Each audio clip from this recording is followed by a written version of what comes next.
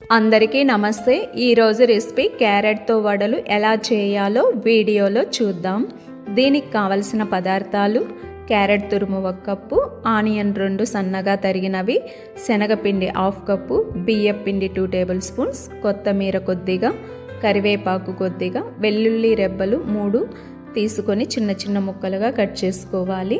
అల్లం కొద్దిగా తీసుకొని చిన్న చిన్న ముక్కలుగా కట్ చేసుకోవాలి. వామ్ కొద్దిగా, జీలకర్ర కొద్దిగా, సాల్ట్ రుచికి సరిపడినంత. ఒక బౌల్ తీసుకొని అందులో మనం ముందుగా ప్రిపేర్ చేసుకున్న వాటిని 1 by 1 వేసి మొత్తం కలుపుకోవాలి. దీనికి వాటర్ అయితే అవసరం ఉండదు, ఎందుకంటే మనం మొత్తం కలుపుకునేటప్పుడు ఆనియన్లో వచ్చే వాటరే సరిపోతుంది. అవసరం అనిపిస్తే 1 or 2 టేబుల్ స్పూన్స్ మాత్రమే. మొత్తం మిక్స్ చేసుకున్న మిశ్రమాన్ని చిన్న చిన్న బాల్స్గా చుట్టుకొని పక్కన పెట్టుకోవాలి. పాన్లో ఆయిల్ వేడైన తర్వాత మనం తయారు చేసుకున్న ఈ వంటల్ని మరీ పలుచగా కాకుండా మందంగా కాకుండా మీడియంగా అందులో వేసి మంటను మీడియం ఫ్లేమ్లో పెట్టి 2 వైపులా తిప్పుకొని గోల్డెన్ కలర్ వచ్చేంత వరకు కాల్చుకోవాలి.